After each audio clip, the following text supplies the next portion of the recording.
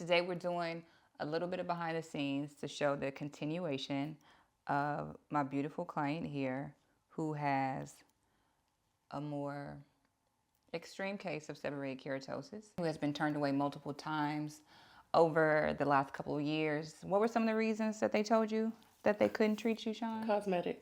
Because it's cosmetic? Mm-hmm. Yeah. So, which it is cosmetic, but this is what we do. We treat those cosmetic imperfections. I'm pretty sure. And then but you did have an experience with getting some of them removed on the neck. And what was the experience behind that? Oh, it was, it left bruising. Yeah. It left some bruising. It left some permanent scarring. Mm-hmm. And did they actually do a removal? So what was the process when they did those? I've tried different ones. The scalpel, when they, stick the needle in there to make it numb, kind of puff it up and then, kind of lance it off. That one bruised and scarred. And scarred. Those are the parts on your neck, right? I actually have one on my shoulder as well. Oh, you have one on your shoulder, yeah, too? But the one on my neck, it was some type, I want to say, electrocautery. Mm-hmm. Is that what it's called? Yeah. And it was more like a burning off type thing. Mm-hmm. I feel like it wasn't painful or anything like that. They numbed me and everything, but it left bruising and scarring. It left bruising and scarring. Mm-hmm. And then what was the ethnicity of these professionals that did these treatments? I tried to go with POC at the least. Mm-hmm. So these are all POC professionals? For the later Okay. on. At first, it started off with just white dermatologists, mostly white dermatologists, in all honesty. But I also tried, I started doing just people of color. Mm-hmm. Then I just, eventually I just wanted just black woman. Mm-hmm. And so how has this skin condition, like affected you personally? I can say it even if I'm on rainbows and glitter, it's like when I see myself, I'm like, oh my God, I could be more perfect, or, and things like that. But it's like, they're still bittersweet. I still got them when I, got pregnant with my daughter. So it's like, oh, okay, it's a reminder of, motherhood, the welcome to motherhood and things like that. And they're hereditary. And, I resemble my aunts, my grandmothers, and things like that. But for me personally, I'm not trying to get rid of them, all of them. You get what I'm saying? It's just more so just minimize them to where I can see myself and not just moles.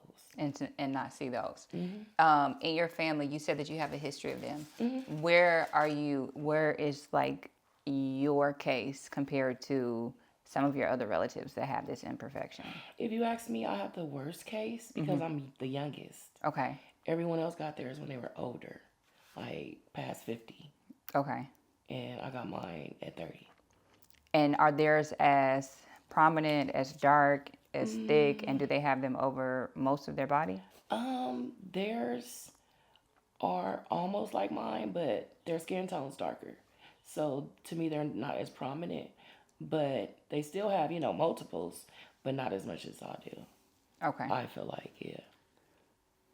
Well, we are definitely going to continue. So today we are doing, what is this? This is our 3. Treatment number 3. Or is this treatment number 4? Treatment number 4. Treatment number 1, 2. I'm lost now. We've only filmed. This is our second time filming, right? So this is treatment number 3. Okay. This is treatment number 3. We are just going to continue to work on the left side of her face. This is what I've been primarily working on for the last 2 treatments. I'm taking a very gentle and progressive approach with her skin for a number of reasons. The first one is that I don't want to cause any harm. And like she mentioned, she does have some permanent scarring damage that has been done from other methods of removal or treating.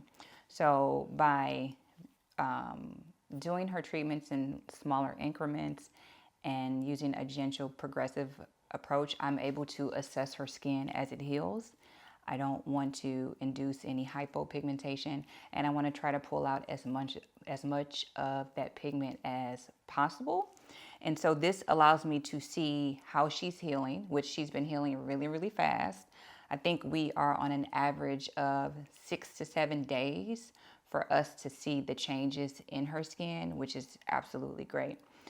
A lot of professionals that offer this service, sometimes they will either shy away from a case this extreme, or they will try to treat everything within one session or as little sessions as possible. And you can't take that approach when you're treating ethnic skin, really any skin for that matter, but especially black skin, because once again, we don't want to cause any harm. So this client should always leave and should always come back with an improvement, better results than she had before. And so this is what we've been doing. We've been making great progress. I started, my initial treatment was doing her whole face. We had tons of improvement just from that first treatment, working on the left and the right side in 5 days. That was her healing time for the first service. I also do want to note that this client did come in with a severely compromised barrier.